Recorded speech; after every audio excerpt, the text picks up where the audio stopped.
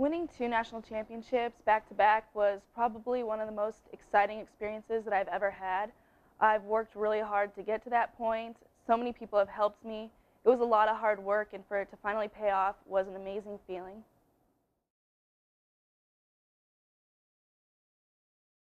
Playing on national television is really exciting to know that all your family and friends can watch. There is a little pressure, but I kind of like it better with pressure. And it's just fun. We all get dressed up and put makeup on, and it's good times. We work really hard to get to those kind of TV games, and to play on them and have that pay off is really exciting. My favorite memory at Arizona has to be winning two national championships. But I think the other thing that I really gained was all the friendships of the girls that I met on my four teams. And they were really great people, and they became my best friends.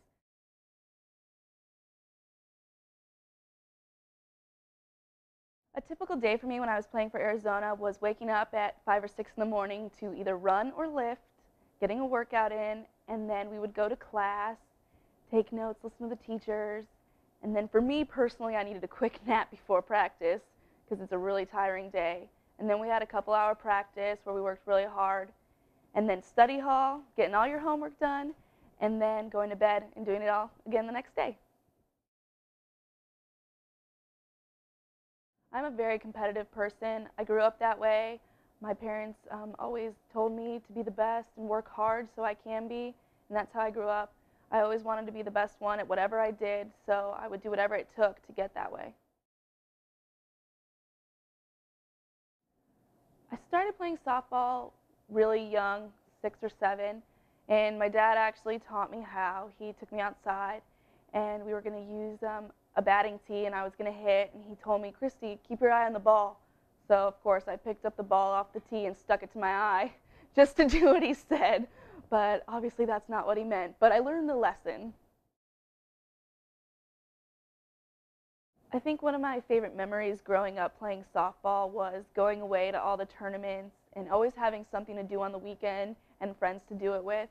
And I remember when we were in 10 and under, we went away to Arizona actually, and we're playing in our state tournament. And one of my friends sat on a red ant hill and just got completely eaten up, and she had to just strip down right there and get sprayed off with a hose because she sat on ants.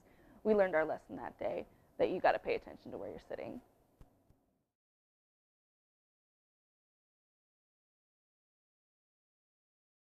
I grew up watching Michelle Smith, and I watched her play. She had great presence on the field, and she's an amazing athlete, and now to work with her is really cool. I just want to learn as much as I can from her. She's had so many life experiences on and off the field, and winning gold medals. I just want to have those same experiences, so I'm going to learn as much as I can from her.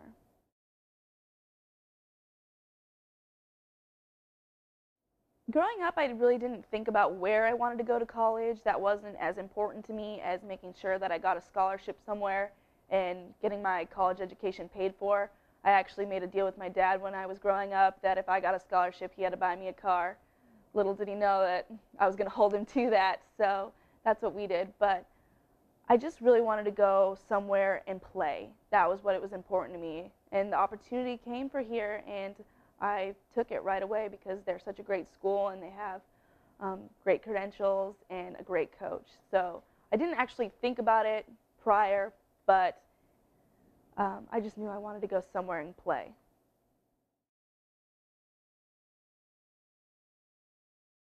My advice for young girls coming up and that want to play at a high level of softball is that you just have to know it takes a lot of hard work and a lot of sacrifice. I missed a lot of school dances, a lot of friends' birthday parties because I had to go away every weekend to play softball and work on my skills. And it takes a lot of work. It's not something you can do once a week and be good at. It takes a lot of work and a lot of sacrifice. But I'll tell you right now, it's very worth it.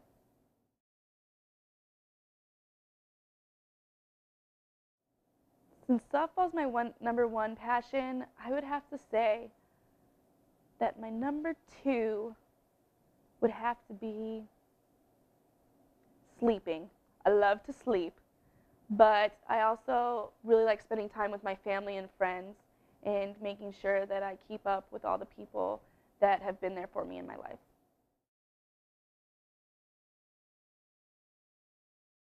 I think the biggest thing about hitting and hitting well is repetition and making sure that you do the repetition the correct way. You have to hit as much as you can, and I really personally like working off a tee and a long tee, backing the tee up far away from the net, and then making sure that you're staying through it, and then you can actually see how you're hitting the ball when you're further away. You actually get to see the ball travel off the tee. And try to get as much live pitching as you can. The more you can see the ball out of a pitcher's hand, the better you're going to be.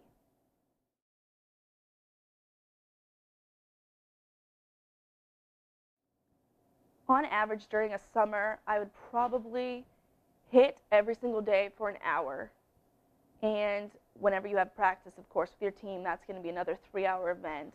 And then weekends are completely taken up with softball games all day, every day. So it's really time consuming, but I think the biggest thing is making sure that you're working on your own as well as with your team. That will help you get to the next level.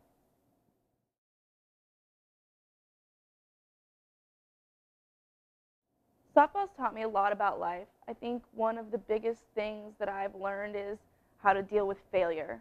And as sad as that seems, is softball is a game of failure. I mean, you get 3 hits out of 10, you hit 300. Yeah, that's considered failing, but in our sport, that's great a hitter right there. So, you have to learn how to deal with failure and move on and, take one at bat, learn from it, and move on to the next. And that's the same way as life. Things don't always go your way, but you got to learn from it and move on and take the next step to get where you want to go.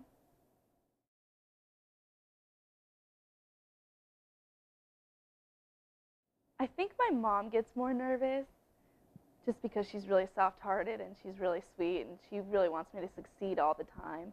I think my dad, he's coached me all growing up, so I think he's used to it now that he can handle it.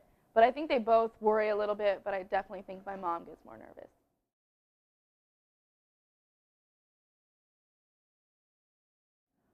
I have a brother and a sister. My sister is a sophomore in high school, and she's also a softball player, shortstop. Her name is Kelly, and she's up and coming, and she's working really hard trying to see where she wants to go to college right now, and I'm trying to help her without being too biased. And then my brother, Corey, he's kind of doing the football thing. He's younger, so he's kind of experienced all the sports rather than just focusing on one right now.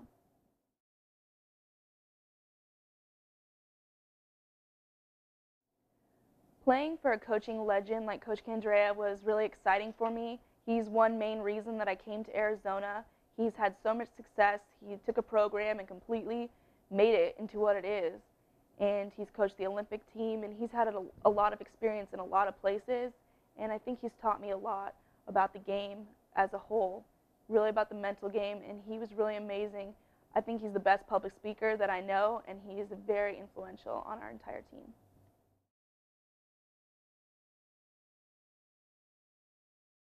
I definitely think motivation is the number one thing a coach can bring to his players. You can only do so much with skills and helping them in that aspect of their game. They have to do that themselves. But if you can motivate them to work hard and motivate them to get excited, it's just going to make them all that much better.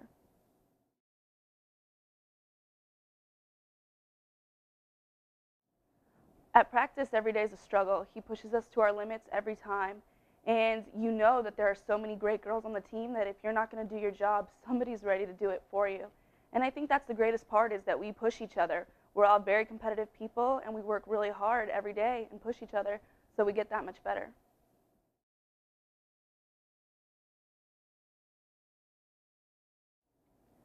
I think playing at Arizona has the expectations of going to the national championship game every year because they've worked so hard to get there. And when you come here, you know that you're expected to do that, and that's how you're trained, and that's how you practice every day. And we've been taught that if we don't make it to the national championship game, that's a failure of a year. So we really work hard all fall and all year to make sure that we get there.